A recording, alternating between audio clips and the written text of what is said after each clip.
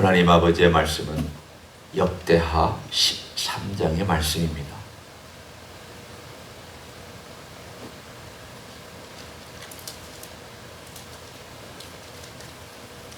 역대하 13장 1절부터 12절까지의 말씀을 읽고 말씀 나눕니다. 여로보암 왕 18째 해에 아비야가 유다의 왕이 되고 예루살렘에서 3년 동안 다스리니라.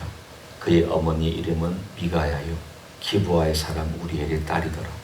아비야가 여로보암과 더불어 싸울세 아비야는 싸움에 용감한 군사 40만 명을 택하여 싸움을 준비하였고 여로보암은 큰 용사 80만 명을 택하여 그와 대진한지라. 아비야가 에브라임 산중 스마라임 산 위에 서서 이르되 여로보암과 이스라엘 무리들아 다 들으라.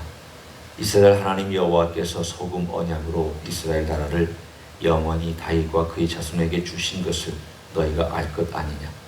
다윗의 아들 솔로몬의 신하 느밧의 아들 여로보암이 일어나 자기의 주를 배반하고 남봉꾼과 잡배가 모여 따름으로 스스로 강하게 되어 솔로몬의 아들 르호보암을 대적하였으나 그때 르호보암이 어리고 마음이 연약하여 그들의 입을 능히 막지 못하였었느니라. 이제 너희가 또 다윗 자손의 손으로 다스리는 여호와의 나라를 대적하려 하는도다. 너희는 큰 무리요 또 여로보암이 너희를 위하여 신으로 만든 금 송아지들이 너희와 함께 있도다. 너희가 아론 자손인 여호와의 제사장들과 레위 사람들을 쫓아내고 이방 백성들의 풍속을 따라 제사장을 삼지 아니하였느냐. 누구를 막론하고 어린 수송아지 1마리와 숫양 7마리를 끌고 와서 장립을 받고자 하는 자마다 허무한 신들의 제사장이 될 수 있도다. 우리에게는 여호와께서 우리의 하나님이 되시니 우리가 그를 배반하지 아니하였고 여호와를 섬기는 제사장들이 있으니 아론의 자손이요 또 레위 사람들이 수종들어 매일 아침 저녁으로 여호와 앞에 번제를 드리며 분향하며 또 깨끗한 상에 진설병을 놓고 또 금 등잔대가 있어 그 등에 저녁마다 불을 켜나니 우리는 우리 하나님 여호와의 계명을 지키나 너희는 그를 배반하였느니라. 하나님이 우리와 함께하사 우리의 머리가 되시고 그의 제사장들도 우리와 함께하여 전쟁의 나팔을 불어 너희를 공격하느니라. 이스라엘 자손들아 너희 조상들의 하나님 여호와와 싸우지 말라. 너희가 형통하지 못하리라. 아멘. 오늘 보면은 이제 솔로몬을 이어 르호보암, 또 르호보암을 이어 아비야 때에 남과 북에 어떤 전쟁이 있었는가를 간략하게 기록하고 있습니다. 하나님께서 왜 나라를 둘로 쪼개셨느냐. 그리고 특별히 약속한 다윗의 위와 예루살렘과 성전이 있는 그곳을 더 약하게 만드셨느냐. 그거에 대한 해답이 오늘 13장에 한 일부분 우리에게 보여주고 있습니다. 우리 같으면 잘못했지만 그래도 조금 반으로 자르시든지 조금 약속의 그 왕위가 있는 곳을 조금 더 크게 해주시든지 사랑하시니까 그렇게 좀 보존을 해주셔야 되는 것이 아닐까라고 생각할 수 있습니다.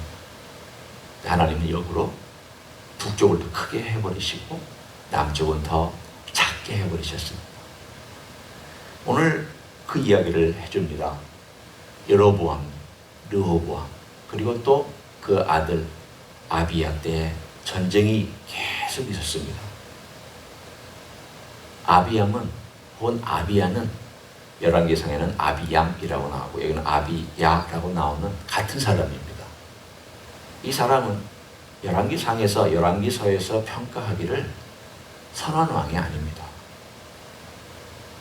그의 아버지 르호보암하고 똑같이 삶이 근본적으로 하나님을 향하여 바라보고 하나님께 제사드린 그런 왕 아닙니다.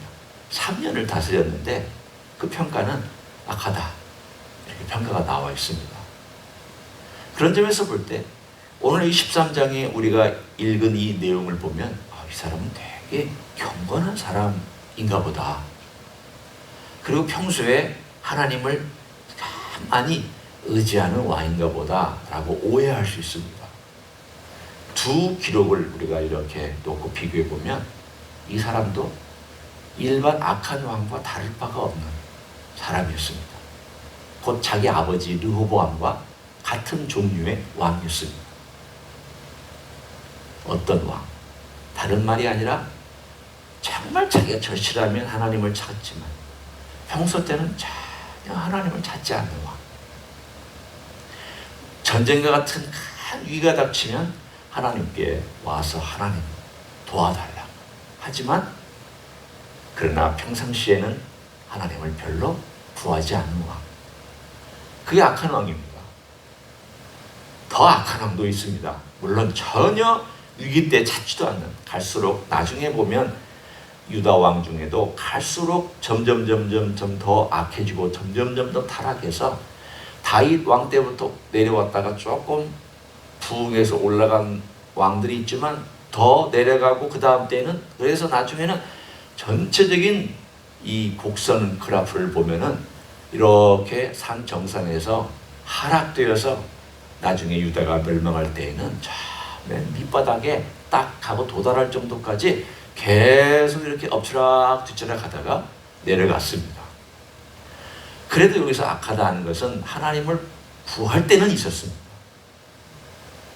평상시는 구하지 않다가도 힘들고 어려울 때는 구한 그 왕의 이야기가 오늘 우리가 읽은 아비야의 이야기입니다. 그러면 이 악한 왕이 하나님을 구한 내용, 그 내용을 오늘 본문에 왜 적어놨을까를 우리가 생각해 봐야 됩니다. 아니, 이 아비야는 그런 사람이라면 그의 삶이 본이 되지 않잖아요. 그 사람이 본이 안 되는데 왜 성경에서는 이 사람을 본이 되는 것처럼 이렇게 얘기를 하고 있습니까? 라고 묻는다면 거기에 대한 답이 있습니다. 이 사람이 고백한 그 내용을 보라는 것입니다. 이 성경에서 얘기해 주고 있는 것은 이 사람이 고백한 내용을 한번 보고 하나님께서 어떻게 행하시고 계시며 이 조그마한 남쪽 왕국이 무엇을 붙들고 있느냐를 보라는 것입니다. 한번 보십시오. 여기 13장에 보면 여로보암의 행적을 먼저 비판합니다. 여로보암의 왕이 잘못했다. 르호보암 왕이 잘못했다는 말은 안 합니다. 그건 이 사람의 해석이죠. 한편으로는 어느 면으로는 르호보암이 실질이 있는 것처럼 마음이 연약하고 어렸다. 맞는 말입니다. 어리석었다라는 그런 말이기도 합니다. 그러나 전적인 책임을 여로보암 쪽에 돌리는 듯한 그런 말을 합니다. 이거는 뭐 우리가 어떻게 이렇게 해석할 수 있고 저렇게 해석할 수 있습니다. 그러나 분명히 그 다음 나오는 말들은 명확합니다.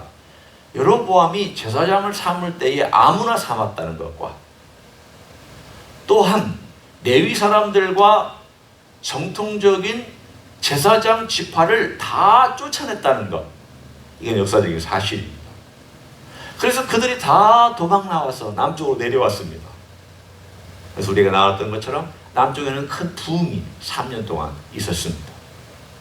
다 쫓아내고 자기들이 원하는 사람, 그리고 돈을 가져오고 물질을 가져온 사람을 제사장 삼아주고 또 선지자로 임명해주고 해서 북쪽은 그야말로 세상적인 속설들과 세상적인 내용들로 가득 찬 종교 시스템으로 아예 제도가 구비되었습니다. 그 얘기를 하는 것입니다. 지금 아비야의 입을 통해서 이 성경의 저자가 얘기하고 있는 내용이 바로 하나님을 그렇게 섬긴 그 나라의 과정을 보고 결말을 봐라. 그리고 아비야 시대에 하나님께서 어떻게 그들을 향하여 말씀하셨으며 그것이 어떤 결과로 드러나는지를 한번 읽어보라는 것입니다. 우리도 똑같은 시각을 가지고 읽어봅니다. 전혀 하나님과 상관없던 제도와 하나님과 상관없는 사람들과 하나님의 진리와 전혀 엉뚱 반대되는 그러한 행위를 한 그 나라가 80만 명이나 되는 군사를 모아서 남쪽을 공격하려고 쳐들어와서 대치를 했습니다. 남쪽에서는 다 끌어모았지만 40만 명밖에 되지 않았습니다. 거기에 보면 남쪽에서는 끌어모아서 있는 군사가 용감한 군사 40만 명을 택하였다라고 되어 있지만 그 다음에 표현한 내용은 약간 대조가 되어 있습니다. 여로보암은 큰 용사라고 되어 있습니다. 여기 보면 싸움이 용감하다라는 말과 큰 용사라는 말은 큰 용사 쪽에 더 사실은 액센트가 가 있습니다. 북쪽은 강대하고 큰 용사들을 80만 명을 모아서 사실은 싸움에 능하다고는 하지만 40만 명에 비하면 더 용감하고 더 힘이 세고 숫자로 보나 모든 면으로 다 그랬다. 그런데 오늘 아비야가 이렇게 얘기를 합니다. 하나님 우리와 함께 하시다. 그리고 우리는 전쟁에 나갈 때 하나님을 의지하고 나간다. 제사장들이 나팔을 불면서 우리는 하나님과 함께 진군한다. 이 신앙 고백, 비록 그가 하나님 아버지 앞에서 진실한 신앙인은 아니라 할지라도 그래도 그 마음 가운데 절실할 때에 기본적으로 가지고 있었던 신앙 고백을 들어보라는 것입니다.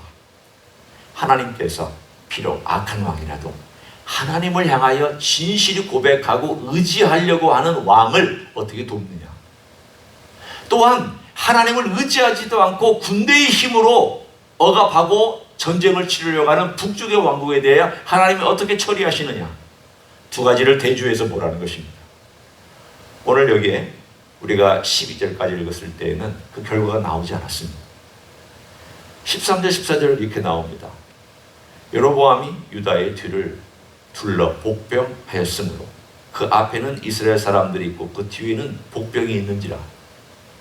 얼마나 많은 복병들을 했는지 모르지만 심플하게 우리가 생각한다면 40만 명 앞에 배치하고 40만 명 뒤에 배치를 하고 여기다 가운데에 유다를 몰았습니다.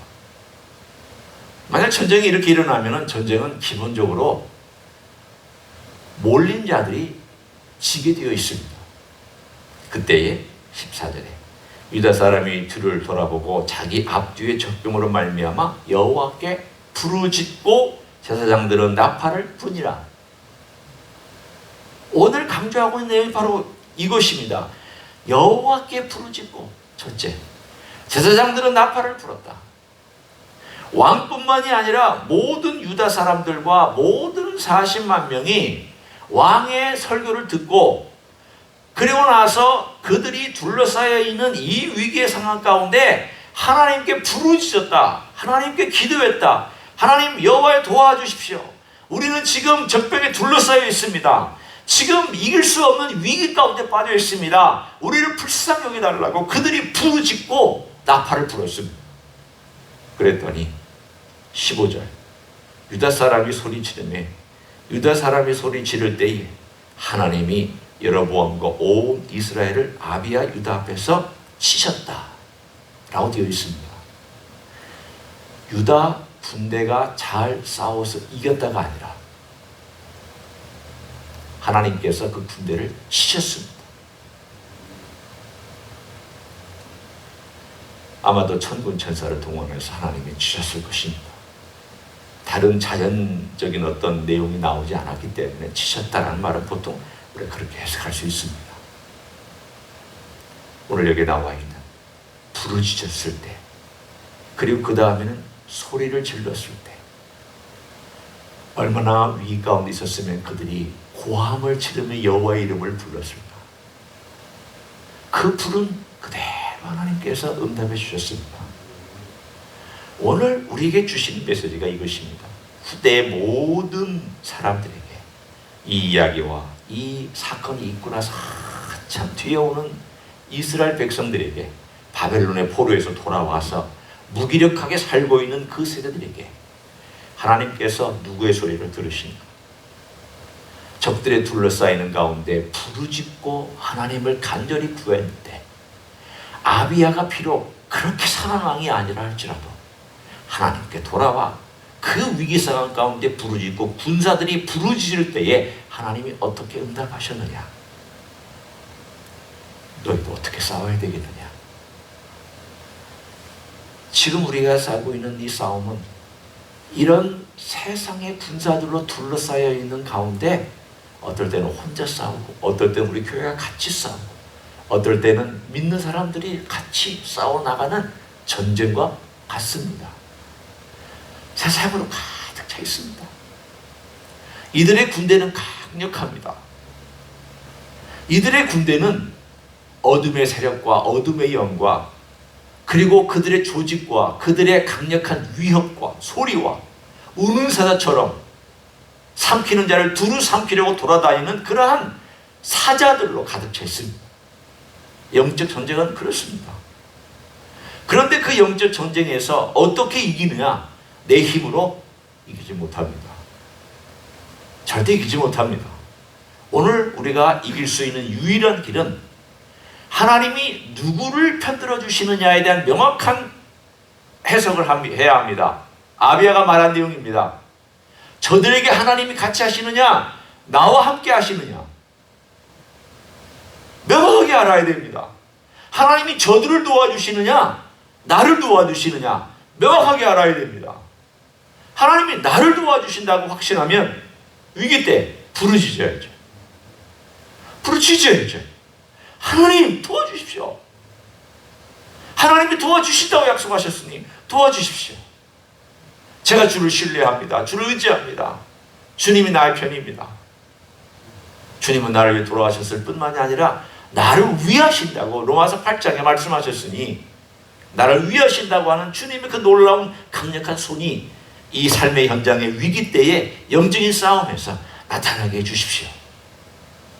오늘 기도할 때에 하나님께서 그 전쟁 속으로 개입하셔서 우리의 영적인 전쟁을 이끌어 가실 줄로 믿습니다. 이런 삶을 오늘 하루 살아가시기를 예수님의 이름으로 간절히 축원합니다. 기도하겠습니다. 하나님 아버지, 영적인 삶을 살아갈 때에 많은 싸움이 있습니다. 아비야가 싸워갔던, 유다 민족이 싸워가야 했던 그런 싸움이 있습니다. 그들을 작게 만드셨지만 하나님을 의지하라고 이렇게 작게 만드셨습니다. 하나님께 부르짖으라고 예루살렘과 그리고 그 남쪽을 남겨놓으셨습니다. 부르짖어야 산다라고 말씀해 주셨습니다. 외쳐야 산다라고 말씀해 주셨습니다.